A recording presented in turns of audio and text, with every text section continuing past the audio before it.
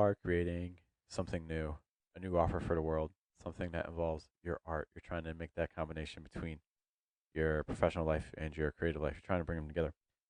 That's great.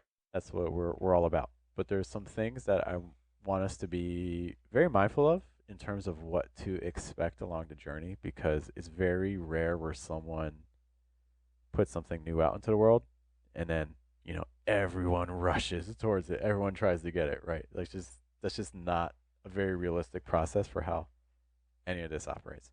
And so today I kind of want to walk through a process that you can kind of expect to happen anytime you put out something new into the world. And this isn't just for like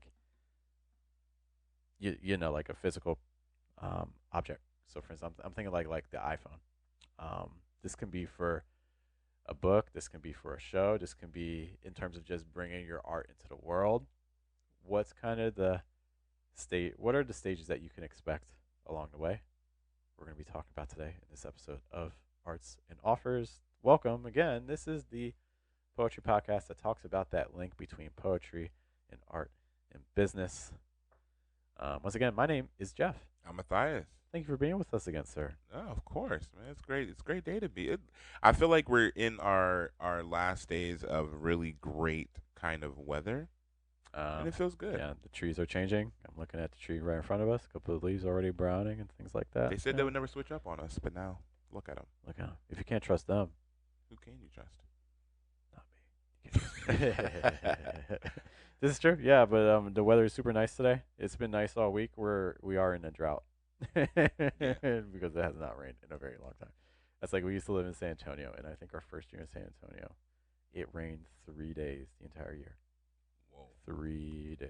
It's like, yeah, that's that's crazy. Texas. It's so crazy because like Ajane makes this joke, and I did not notice it until she said something about it. This was like last year, until she said something about it, and then I like started noticing it a lot, which also makes kind of the space that we're in right now interesting. But she was just like, Columbus is incredibly rainy. It rains all the time, and I was just like, what are you talking about? Like it doesn't rain any. It feels like it just rains like normal.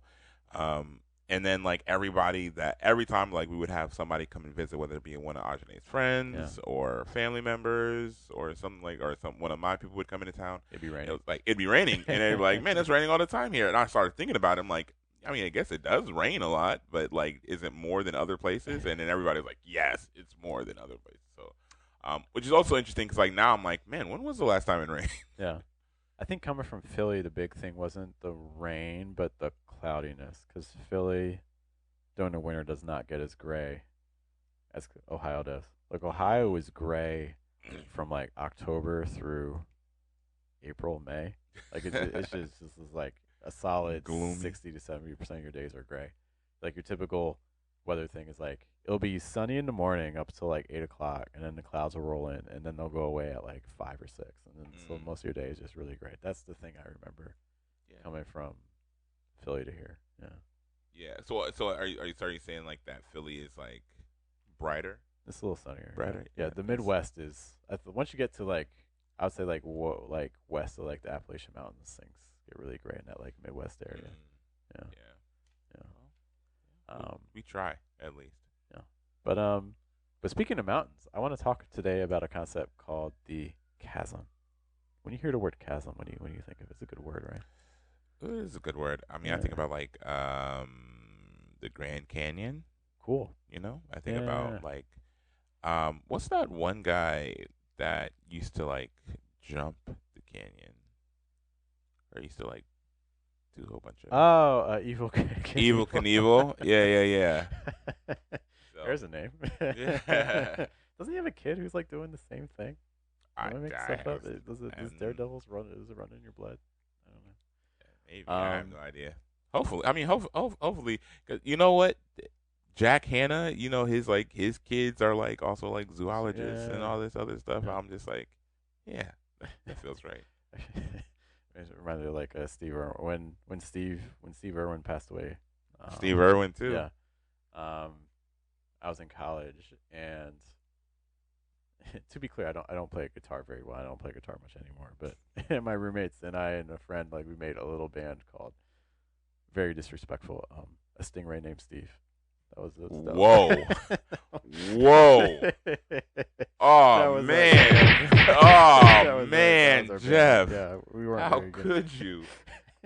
But like, Whoa. Hey, well, first of all, this little Geoff lore that I didn't know. yeah, So you were in a there you go. band? Although I did, they would. So my friend Jeff played guitar. He's pretty good at guitar.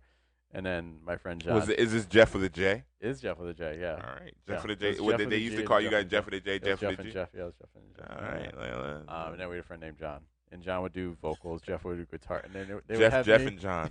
They would have me write these like little poems. So it's not even like spoken word. It's just me like reciting a poem. Unfortunately, I do need an example. Like, okay, I'll see about to find one. I need like I don't understand. I don't think you understand I will have to find how this. much I need. But they would this they would give content. all the space to the poem though, because like like and like John liked a lot of like it wasn't like screamo, but like kind of like like punk rock kind of Yeah. stuff. And like Jeff usually played more bluesy stuff, but he would play like a punk guitar riff. And then when I would come in, they would like these aggressive vocals, and then everything would just stop. And then it would be me doing a poem, and then they'd go back Okay. into the guitar. Okay, stuff, so just trying to understand maybe the mindset of it. Was it so the group was called a Stingray named Steve. Yeah. Stingray named Steve? Yeah. Is okay This because is maybe pre-Spotify. It may be pre-SoundCloud. Yeah, this was a while ago. it maybe pre-sound. This is it. Okay, so Stingray named Steve. So were you guys anti-Stingray or anti-Steve? I thought we just thought the whole situation was just so ridiculous. Like you're this zookeeper that spends his life advocating for animals getting killed by the most random of animal on a boat. And you guys were like, "How could you?" It was a very interesting. All the situation. crocodiles out there, and you get got by a stingray. Just a shot. A crocodile is in your name. You're the crocodile hunter. Yeah, like, who like dies of a stingray in a boat? oh my god. Oh man. Not to, I to comment on how pathetic of a death. that. Okay, that piece of Geoff lore is actually now I can't stop thinking about like the possibilities because like okay, how long were you guys in this band? This is like freshman year, so this is like 2006, 2007. It was just a year. Yeah, and it wasn't like it's not like we're like cranking out singles every week. We made like 2 or 3 songs maybe. That subject matter didn't have legs. Okay, Yeah. okay, 2 or 3 songs, and it was just a year. Did y'all perform anywhere? No. This is Oh. this is like just making random songs in like GarageBand. Yeah. Oh my god. All right. Well, if the Irwin family ever gets a hold of this video, just know I was not part of this band. I was not affiliated. But, we're bringing Steve Irwin back into the space, which is important. We are. There's like Gen Z people who are like, who the hell is Steve Irwin? It is. I think you know what. You know what's funny because I think that like Steve Irwin. Okay. And speaking as a member of the Black community, I feel like Steve Irwin was known to us.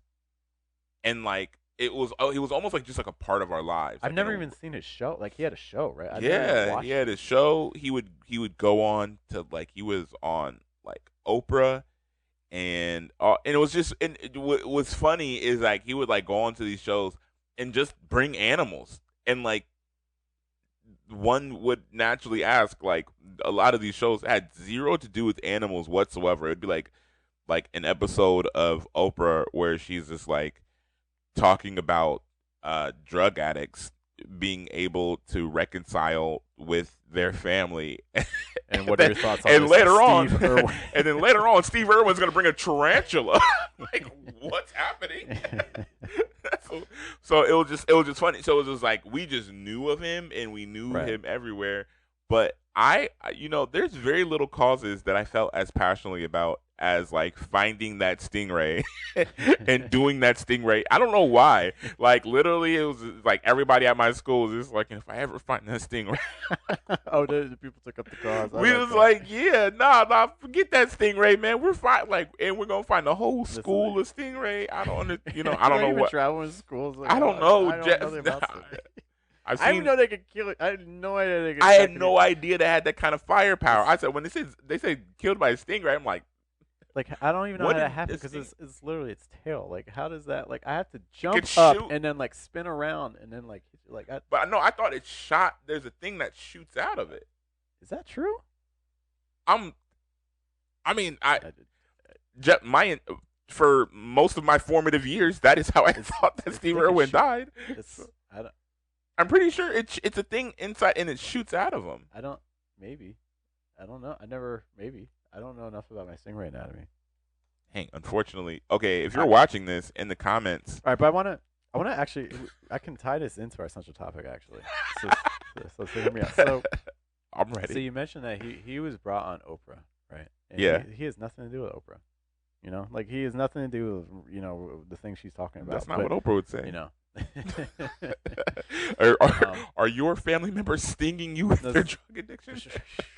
but like at the imagine like and I know nothing about like Steve Irwin's career trajectory, but I think we can imagine that when he first started, you know, his veterinary or like zookeeping or animal keep whatever he was doing, he's probably not at the level where he can be on Oprah. You know, like day Yeah, one at a job, you probably can't do that. yeah, And in fact, probably the only moment where you can really enter that phase is towards kind of more towards mid career, mid to end career, because you have to build up to reach that point. You have to have enough people. You know, Oprah is such a general population case that he has to that's true. appeal to. But I Right. also because I also think that okay, and this might be anecdotal to like how television worked at the time. Like, I think now it would be like if Oprah was existing like right now, that would absolutely be true. But I also think that Oprah's like still alive, by the way. well, She's still okay, I'm thinking about like the show, I just don't Oprah want to get show. hurt. We're not breaking news right now. That Stingray circled back around for all of But his yeah, known associates. But yeah, no. Like, so I think like Oprah as a show, if like that show is existing now, I would absolutely agree. But I think like back then, that kind of television programming really like Oprah would have like KKK members like on there. Like, no, this is like this is I'm legit. hearing you. I'm not stopping. Like, she would have like KKK members on the show, and I'm saying like they're like KKK members that are not like okay, this sounds really messed up. Not the famous ones, you know what I mean? Like not the big ticket item. Like they're just people that are KKK members that just generally hate black people and Jewish people and are just like on Oprah. You know what I mean? So Gotcha. which is all just to say that, like a lot of that programming was like salacious and they just wanted to bring on some extreme stuff. So I think it was early enough to where I Do you I think would that no one in that audience knew who he was? no. Okay, Probably okay. not. No. So just being able to even reach even Yeah. if people don't know who you are, just being able to reach a population who they don't know who you are, but they've heard your name before. Yeah. Just even to get to that point, you Yeah. know, that's kind of what I want to talk about Mm-hmm. today. Um, there's a book that I read a while ago that I probably need to return to. That was written. Give me a moment. Jeffrey Moore, called "Crossing the Chasm," and it's based on prior research that Jeff is taking and then kind of making a book around. So it's not like necessarily his research, but he adds on to it. And it's talking about just kind of like the technology adoption cycle, which I don't think just applies to technology, but to many concepts. In fact, anytime you have like an idea that is new, your idea is going to go through this process as well. Or Yeah. anytime you bring in something new, it's going to go through this process, and it can be long and it can be painful, and there's several bottlenecks that are constantly occurring in very predictable stages. And these stages Jeffrey calls like chasms. And for those of you in business, you probably have heard this before, or at least heard it referenced, but we're really trying to aim at creatives who are maybe thinking about taking their work in a creative way, maybe for the first time, in a professional way for the first time.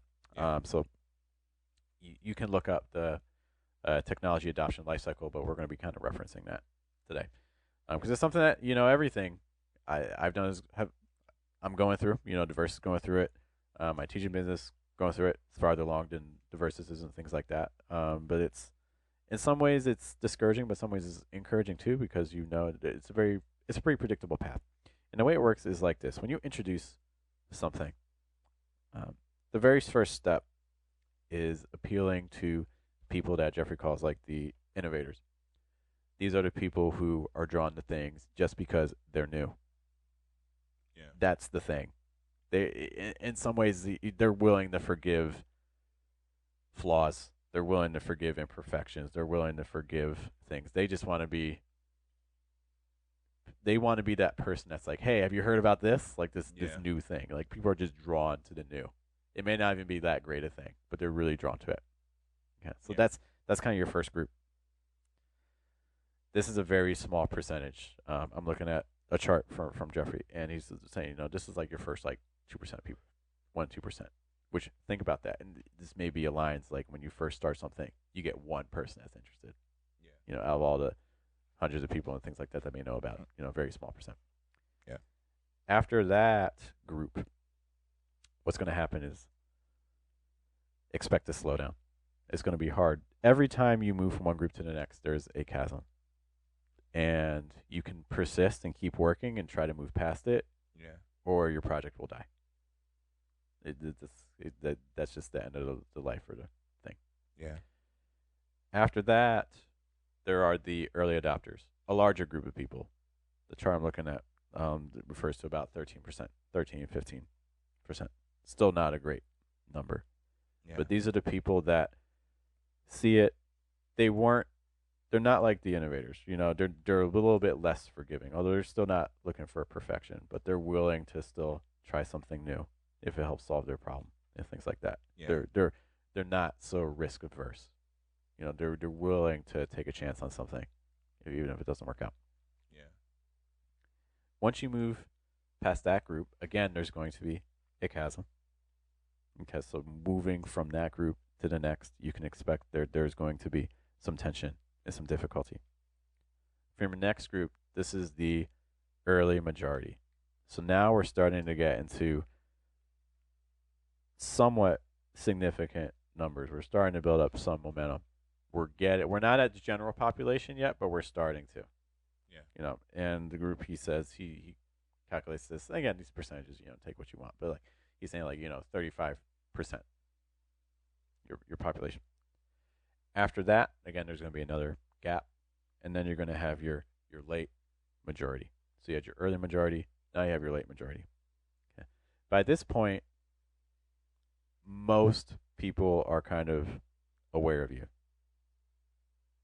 Not everyone, is doing your thing, but your awareness is at a much higher stage. So then the last group are your laggards. These are the people that are very slow to change. These are your parents who are still using landlines. These are, people still like mailing. People still using cash. People like still sending out checks and things like that. Still using cash is nuts. I saw someone using it today. Actually. I saw somebody earlier. I'm like, what is that paper that you have? I mean, these are they're not going to change until they have to. There's no other option for them. Okay. This is the cycle that you're going to go through. And I just kind of want to. Unfortunately, I don't have like a lot of solutions, but I think a lot is just awareness of where you are in the process and understanding that there is a finite time for it. It's not forever if you keep working and changing strategies. Because the thing is that the thing that the innovators are looking for aren't the same things that the early majority is looking for. Because by the time we get to like the early majority, we can't have like the same issues. Innovators are forgiving. The early majority is like, no, this ain't working. I'm not doing it. Yeah. Right. Um, I just want to give a real quick example, and then we can riff a bit. The iPhone. iPhone first comes out. Um, Not everyone got rushed to get the iPhone when the iPhone first came out because Yeah. there was nothing for those of you who weren't alive yet or were very young. There was nothing like it. I know that like you're holding your smart, but before that, everyone had Yeah. like clamshells. Like everyone, no one had anything that was Right. like a touch screen. If I think one of the things that I think about a lot is that, like I remember being on we were on a school trip to we had a concert at another school, and then after that concert we as a school, like, it was a morning concert, and then after that we went to Cedar Point, and on our way back from that trip, like, we're driving, we're all like on these buses. They're not school buses, they're like, I don't Or know, like charter charter bus now. buses. Yeah. And this kid had this phone that was like it was like the phone from the Matrix. You know how, like, if you push it, and the other thing, like, the little thing comes, Mm. the dial pad, or the Yeah. receiver comes out, and you can Mhm. like talk on it. He had one of those, and I think back to that time because I'm like, that, like, to me, as like a cool factor, it was cool, but it ultimately, it was not very functional. Yeah. You know what I mean? Like, that's not a functional way to, like, Right. that you would Right. want, like, your phone. Whereas, like, the iPhone, like, the first, like, kind of touch screen that is like like there's no buttons. Like, that idea is the kind of innovate. Like, you don't think, like, I think, and it's really hard because it's like now it's like everywhere. It's kind of like, this is like kind Yeah. of the phone People that you have. like if you So grew up like within the last like 15 years, like or like even 20 years, like the design of they all phones look the same now. yeah, like, Phones were not like that. Like they didn't they were nothing like this. Like and yeah. now every phone is like it. They Like had like yeah. tactile buttons, like actual Yeah. buttons that you can press, and it's just like this. It's like this idea that, like, just when you're talking about, like, kind of like the people that jump onto something that because they're new. I think that, like, it's like it's those people who are good, but you also, as an entity, have to innovate in a direction that creates, like, more traction than just the people that are like, oh, I'm excited because Yeah. it's new. Because, again, something like that little phone that, like, if you push it and then the receiver comes out and you can talk on it, I'm like, that is new, but it is not like, there's nothing really functional Yeah. about that, and definitely in the light of, the first iPhone, is not like, it's not even comparatively functional, like, Mhm. whatsoever. Yeah. Yeah. I think back to I remember when we graduated, we finished kindergarten. Um, as a graduation present, our dad got us Sega Genesis with Sonic, Nice. and we were the first kids on the block to have the Sega. Yeah. And it's like, just like there was like a line of kids outside our door, just like looking through, just watch us like do something, like going through the rings on like the Emerald, like the first level and things like that, because it's just no one had seen it Yeah. before. Okay. So, and so so you got the Sega Genesis. Did you get, like, the one that had that there's, like, the one that has, like, 3 ports, and there's one that has 2 ports. There's Is that two, only the two. two? Okay. There's one with three. I didn't know that actually. Yeah. Oh, So I didn't know that until fairly recently. I was talking to Marshall, who and had the three port? I've never met anyone with a 3-port one. If you had a 3-port Sega Genesis, let us let us know in I the didn't even know that comments. happened. Um. Okay, but yeah, I mean, something like that is interesting too, because it's like, man, like, Sega. I think one of the really interesting things about innovation is that, like, the people that are the visionaries to innovation are like, as awestruck as we are by that, like, that the product of a Sega Genesis. It's like the event, like, people are now playing on, like, PlayStation 5, right? Like, Right. that's like Yeah. the the newest kind of one. And so it's just like yeah, like, I also don't think that, like, as great as the PlayStation 5, like, you will ever see something like kids looking into the window at the No, first because kid with the like, because it's iterative, right? Like yeah, no one the iPhone 20 is going to be better than the iPhone. What are we on now? 14, 15, yeah, 16, whatever it is. But that leap technologically is probably going to be relatively significant.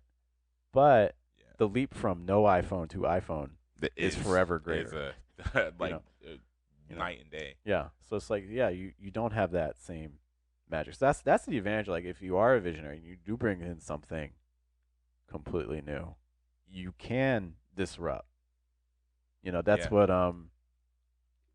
another example of that would be like you look at like Netflix yeah, completely disrupting um how we watch. Because originally it was just like a mail-in blockbuster, you know, yeah. So no, I think so. It because was they would like send you it envelopes and was like stuff. well, it was Blockbuster, but then Netflix created the because at first Netflix was like you send in Right. Yeah, yeah, yeah. like they had that Exactly. and like You do your envelopes and things like that. I Yeah. thought that was like this is crazy It was. Yeah, yeah. because like I And would then they literally pivoted again. Yeah. yeah which is also like I would imagine Netflix saw that saw the eventual market like they saw the eventual market in like streaming Yeah. and because you could see the eventual market in streaming like maybe like I mean I'm not in these meetings you know what Right. I mean but like you probably have to gain the trust of people in a way so you innovate in the in between so like now you're like I, you can't go from going to Blockbuster every Friday to get your movie or something like that straight to streaming. You Right. have to go from that to hey, now we'll just go directly to your house. Yeah. Now it's like now we're centering your home. Because that speaks to the stages again too. Yeah, Because again, it's like every time you create something new, so it's like the mail-in thing already needs to get its own innovators and yeah, early adopters and things like that. Because everyone's already going to everyone already has a solution, right? yeah, Everyone Blockbuster is a solution. So now you're proposing something new. So you gotta get people invested in it, right? So it's like you gotta get those innovators and then those early adopters and then move through your cycle. And then they had to do that multiple times because then they had to do it yeah, with stream. And in fact, they also had to do it with within their own company. I don't know if you noticed, but like when they switched to streaming, they created a streaming division in their company.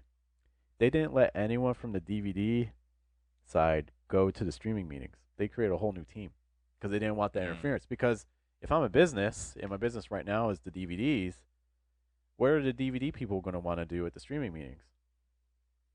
They're going to be like, I want to keep my job, so let's the streaming. Oh, we yeah, can do a little streaming, but like, let's focus on DVDs. Because that's my job. So it's like they're like, yeah, well, for the streaming to go, we got to get people that are only doing the streaming. They can't be worried about the other yeah. side, right?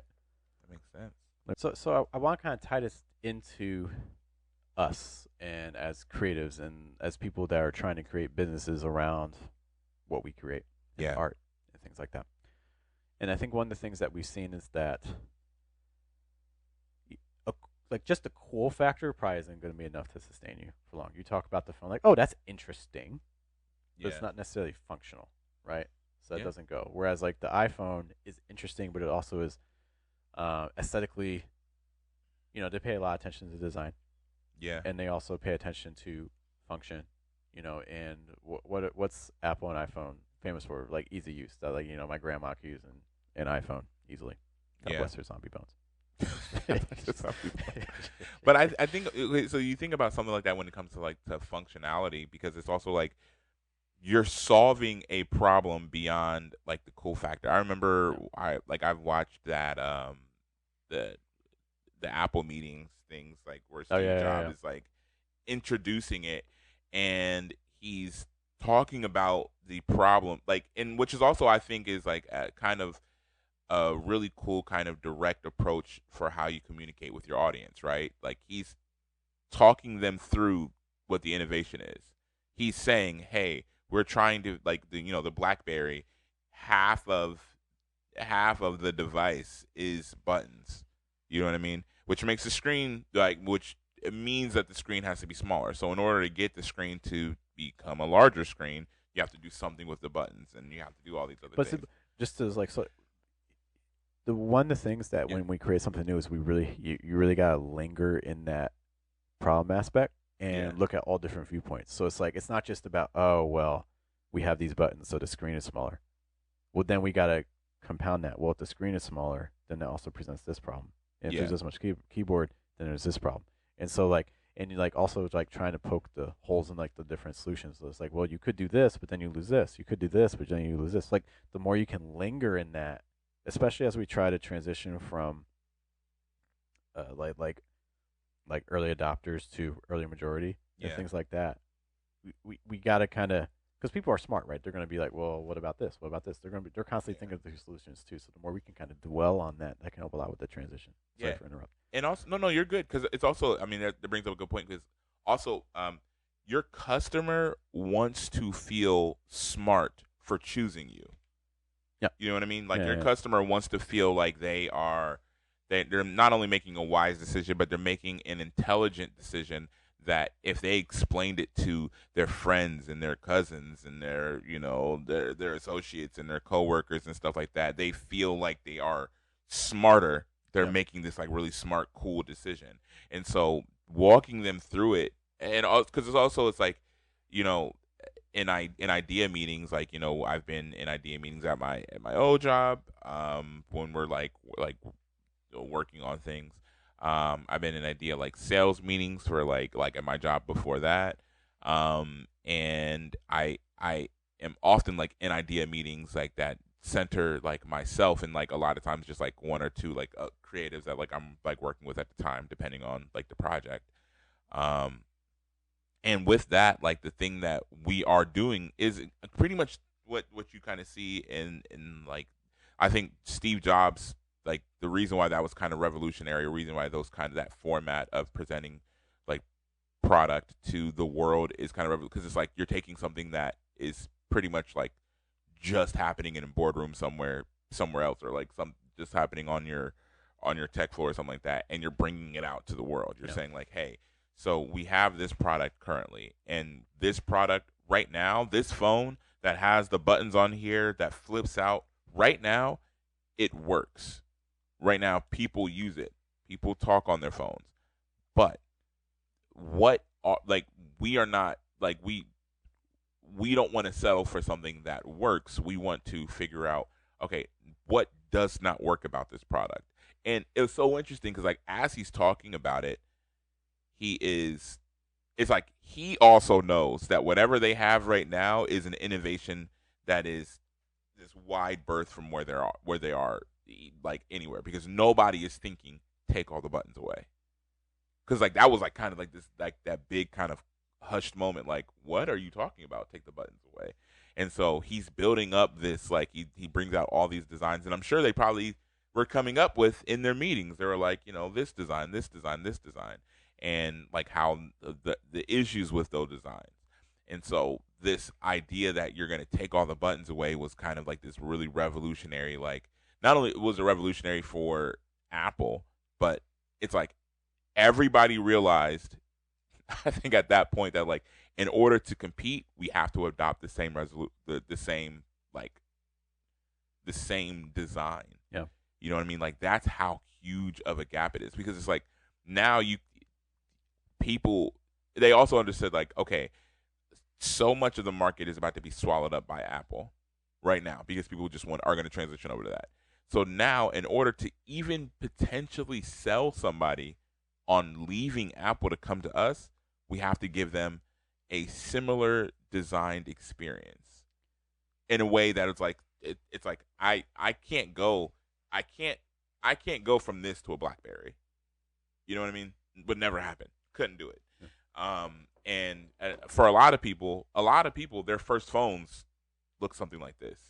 You know what I mean? Like yeah. for a lot of people, like their first phones were like they don't know phones that don't have this kind of Right. design. Yeah, So in order to get them from this to the next thing, it has to be something. Which I mean, you see a lot of people kind of having like the phones where like the screen folds and all yeah, that other stuff, which is kind of like a building up on this concept. It was all just to say that a lot of these concepts and a lot of these things that are like like these innovations, like you're bringing on people that like the first thing that you're doing, like those first adopters are people that feel smarter and they feel wiser and they feel like, you know, in a space where they're collectively like kind of talking about their decisions, they feel like they have an esteem around their decision to Yeah. choose your product, which is, you know, kind of when we're talking about like really anything that you're doing. Like I even think about like with like short films and like documentary.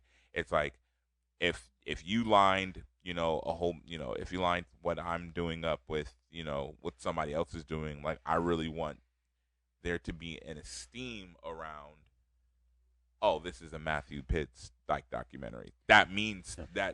that means something even outside of the general quality of the work, Yeah. which it should feed into it. You know, so like going back to like when my parents got us the Sega, what did they see? They see a bunch of other kids wanting the thing that we have in our family. Yeah. You know, so it raises the esteem of our house compared to all the other neighborhood kids because they ain't got it. We're the only one on the block that has it at the moment, right? Yeah. So I think when we're creating things, we gotta be kind of asking ourselves, you know, what are the things that it's not if people are going to talk about, but when they talk about, they like it so much that it's only a matter of time before they want to communicate with other people, Yeah. right?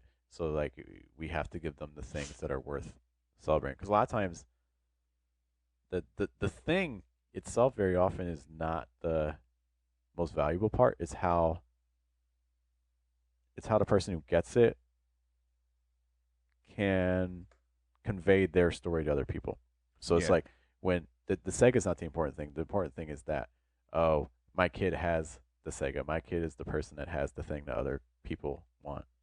You know, Yeah. there's a lot of value in that. You know, it's the same thing like when I made the little poetry workbook and I'm leaving it at like coffee shops and things like that. The title is like Become a Poet in 30 Days.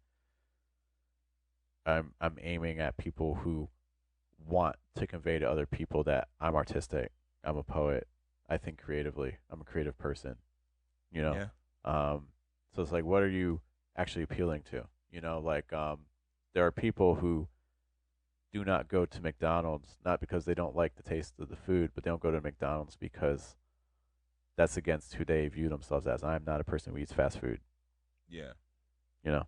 So it's like it has nothing to do actually with the food itself. It's more just the narrative. So like, how is the whatever you're creating artistically, what is the narrative you're trying to feed into for the person? And a lot of times it Yeah. comes down to how to identify what's the status they have in their community.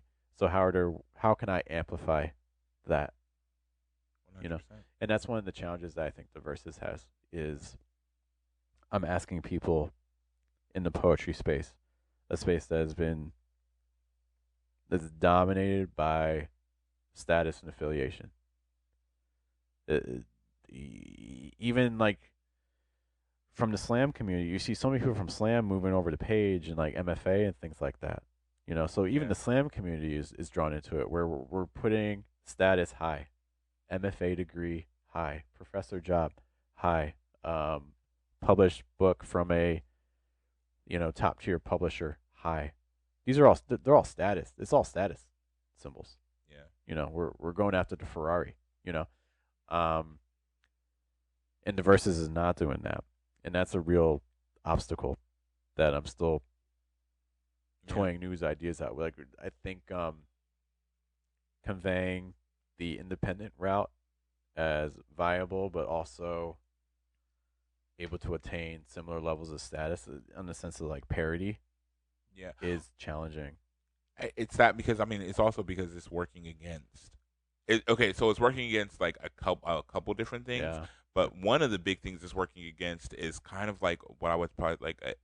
We talk about it like a lot in like films, like the sunk cost fallacy, right? So it's like if I have already seen like okay, when I saw the first Matrix, I was like the Matrix is so great. Like that means that I have to see the next two. But then debatable, but go Well, on. Oh, okay. but then like when the last one came out, and I feel like from the previews I could tell this movie was gonna be I still haven't seen. I horrible. haven't still haven't seen the last one. Yeah, it's But go on. Go on. Yeah. but it's just like I have to like I am so in tune with and so deep with this series. Like I've read the graphic novels, I've seen like the animes, like you know I've seen pretty much every piece of content around like the Wachowskis production of the Matrix Yeah. possible. So which means that like I have to see the last one. Which also means like because the last one came out on stream because I didn't see it in theaters. I saw it on streaming. And like 15 minutes into the movie, I was like, this movie is horrible, and I could not stop watching it. Like I think you saw that a lot with Game of Thrones, Game a show I've never seen. Why everyone hears that last season is really bad. So for me, as someone who's never watched it, I have even less incentive to watch it because I think when we start watching something where it's like, well, right. you expect to go in for the long haul, but if you're like, oh, the ending's not going to be good, well, it's like I don't know. But watch all those hours. But it's also like because you got that information at the right time, right? Like so you got that information before you because for Game of Thrones, in. like if we talk about I'm a laggard. Like most people have already seen, or many people have already seen. Yeah. Game of Thrones, I haven't, but now it's kind of worked to my advantage because it's like I don't. Now it's like because everybody else is like, man, like if I would have known how it was gonna end, then I maybe don't start. Which is all just again because of the fact that like you know people they have this status they might have already gotten their MFA, they might have already you know done a lot of the things that they did that they believed that was like this is the only you know what it's actually interesting it's like and I didn't notice it at the time but like there was like these YouTube documentaries on like people that are like singers and people that are like in the music industry that had a real issue with American Idol because American Idol as like a structure is kind of like this like for them for a lot of these singers they had to you know they had to go to 1,000 auditions and they had to go to these record execs and they had to like hunt down like oh like maybe they're gonna be at this restaurant I'm gonna try to get them this tape like please like trying their heart and it's like now it's democratic now it's, and now it's anyone. Like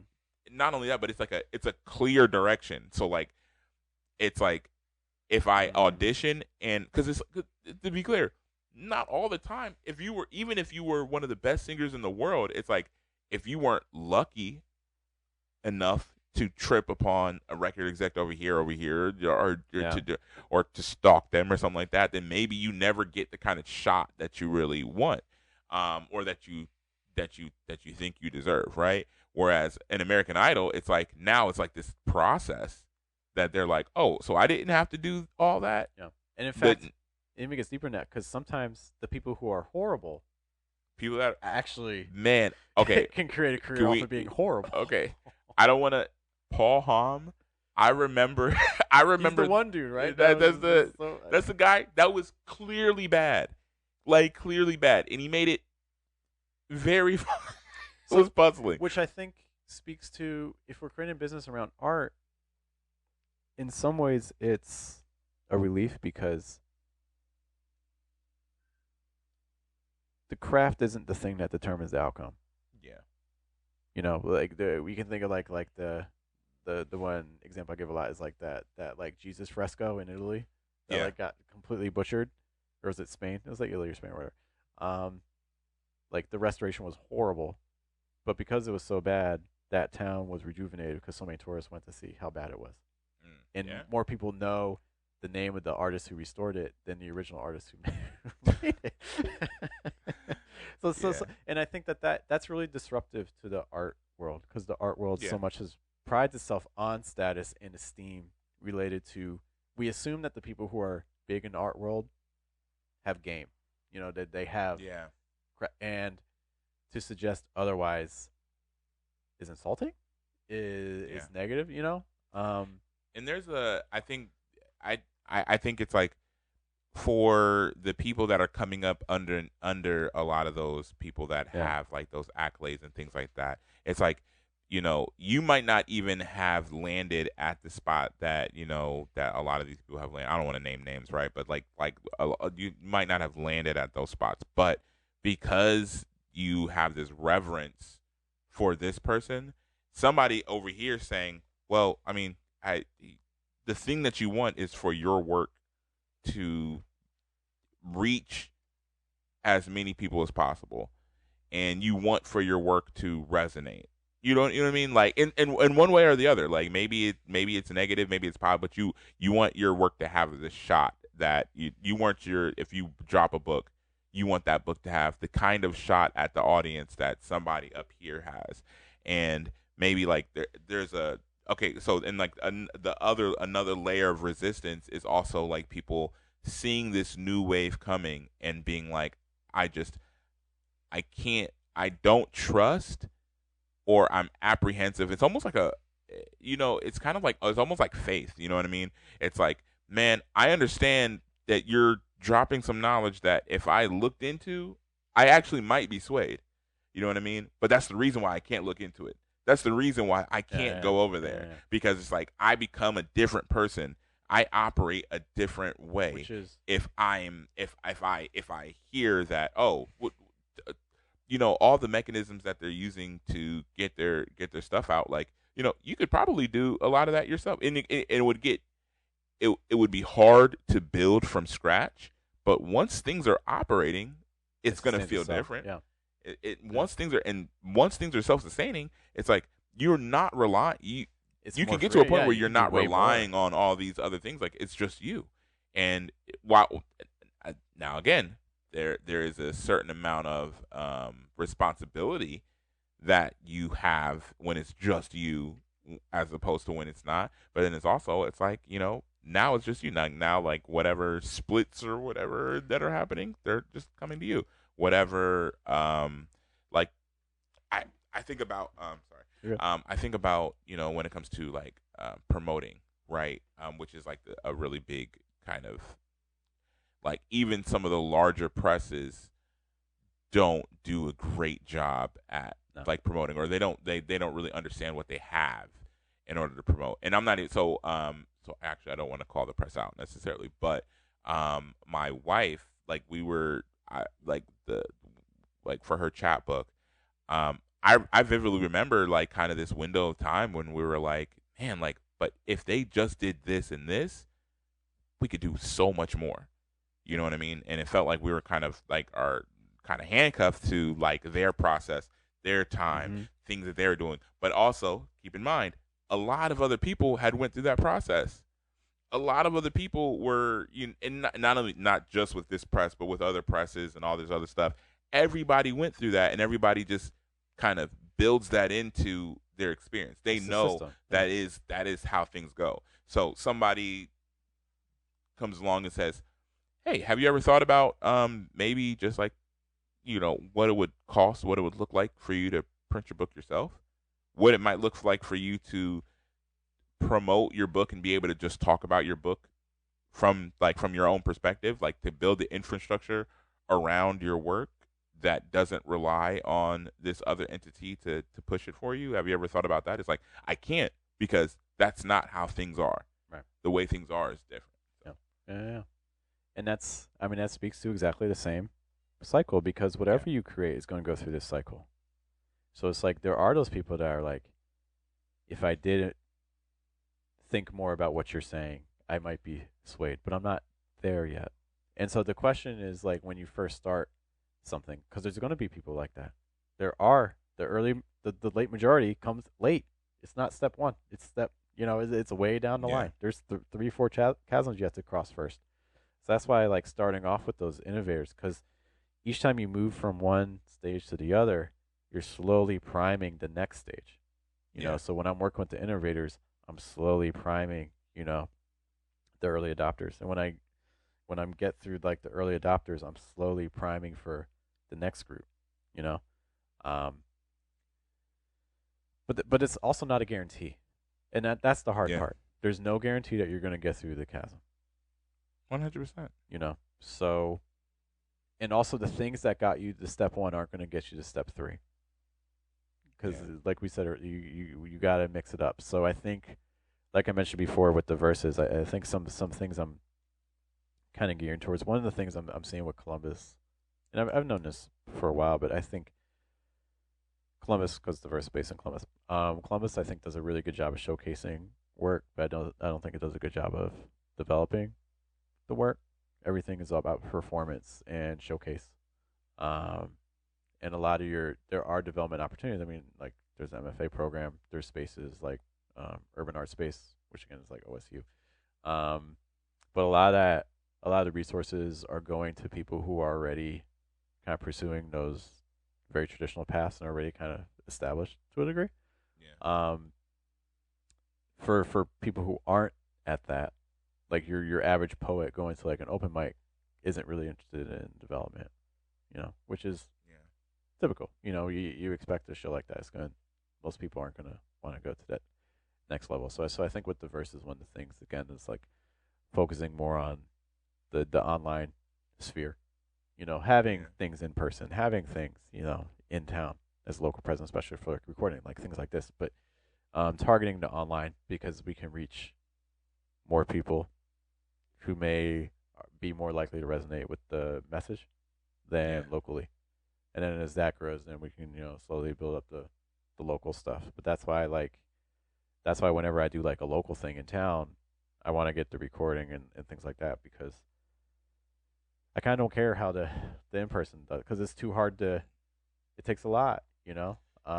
And I think there's more I can do with the video and the audio than I can with the in person stuff. I also think like that is a very kind of inverse trajectory kind of way of looking at things that I don't think that a lot. I think that is really really hard for people to kind of hold on to, or not even hold on to believe in. I think about like open mics, right? A lot of times like the way open mics are is like, but they're trying to build everything like naturally they're open mic. You're like you want your open mic to grow in its inside of its structure. So it's Yeah. like if five people come to your open mic, a lot of people that are running open mics cannot. Uh, Five people coming to your first open mic is like a disaster, right? Um, which I mean, depending on Which is because there's so much. let's Yeah, we can talk about that, but go on. that's Yeah. Yeah. yeah, but which is all just to say that like that so like they're what they're trying to do is they're trying to grow their open mic to where it's like they have 100 people or Right. whatever however many Yeah. people, like a lot of people coming to your open mic all the time, and then they're just again the way that it used to work is like you're just trying to grow to larger and larger and larger spaces, whereas it's like man like as opposed to and so which is all just to say which also is to say that when people are not frequenting your open mics, you're just counting that as a failure. You're like, man, I failed. I did not do what I needed to do for this open mic.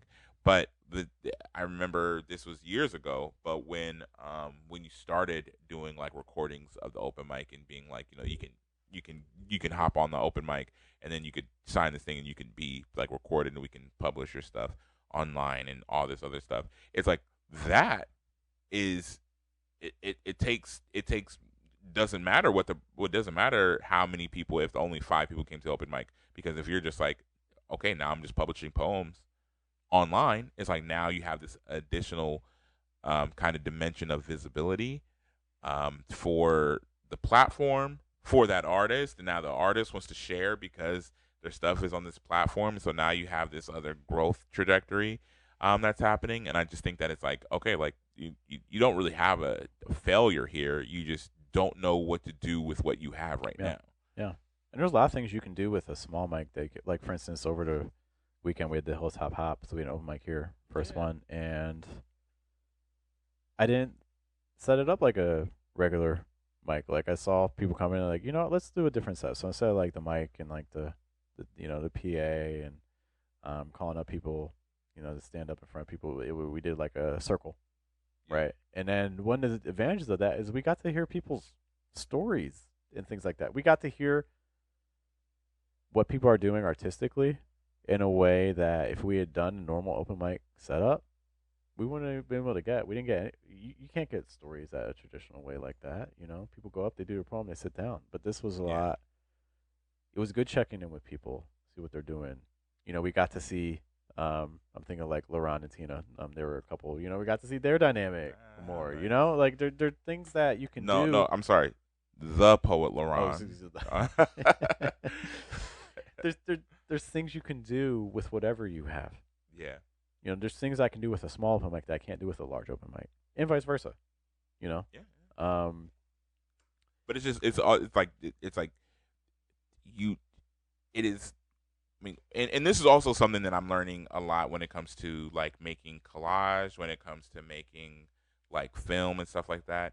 It's like I don't I it is very very important to not look at even something that is perceived like okay, I didn't accomplish the thing that I wanted out of this space. But also, did I do as much as I could to capitalize on what happened here? no. And I'm like, a lot of times the answer to that is no. Like you retroactively thinking about like, oh, but if I would have done that in that, then I could have done this. Or I even think about so the first kind of documentary that I did was actually a documentary that was based on the making of a poetry film that me and Ajane worked on. And with that, it was like when we were making the poetry film, we were not making the documentary. You know what I mean? We were recording stuff, we were getting behind the scenes stuff. We had zero, inclination as far as like what could happen here. But we have this wealth of other, we had I don't know, it was probably like 50. This is before I'm shooting on like a cinema camera, so I had like 56 gigs, which for the cameras we were using was a lot. Yeah, You know what I mean? And like we're just like we have all this stuff, but we have a closing event that we don't know what to do anything with, and we're like, oh, we could. Now, mind you, the way that it was pitched to me was 2 days before the closing event. Ajay's like, you could just make a documentary. I'm like, oh yeah, that should be 48 hours worth of Yeah. panic. But yeah, but it's just to say that like like did you capitalize on everything that you possibly could have? Your open mic. Did you? Yeah. Did you only have a couple of people come to your open mic? Was the only thing that you thought? And it also goes to show I think we talked about this a couple a couple podcasts, especially early. It's like a lot of times for something like an open mic, the only thing that people can conceive that they're getting out of that on the other end is money, right? They're only thinking like $5 out the door. Yeah, like so if I only get 3 people, that was a bad Yeah. show. Mm-hmm. But I'm like, well, hold on. Is the only thing that you could have got out of this was because if that's the case, then you're right. You know what I mean? Then Mm-hmm. you should have tried a lot more on the other end to to capitalize on that. But I'm like, if you're trying to grow your platform, then I'm like, okay, you get 3 people now. Now you have 3 videos and a whole bunch of shorts. You know That I have control of. that you have control of, and then that also the poets that went there, you know, it, and I don't know how long it's going to be like this, but for a lot of people, having your poetry work online is a much larger gap in effort. You know what I mean? Like me and like we could set up a camera and have a poem online in a couple hours. You know what I mean? But for a lot of people, it's like they don't have the camera equipment, they don't have the audio equipment, they don't have. So it's just like Right. that to them is an asset, and they appreciate having that. So just to say that like really figuring out what your experience is providing you, and also ways to in pre-production of your experience, whatever you're doing, to make sure that you have as much residual like whatever else you can have. So like whether it's video, whether it's an email list, or whatever the case is. Yeah. Let me just in the interest of time, Yeah. 'cause I don't feel like restarting that camera. It's over. To wrap up, if you're creating a poetry offer, creating something around your art for the world, there's going to be stages.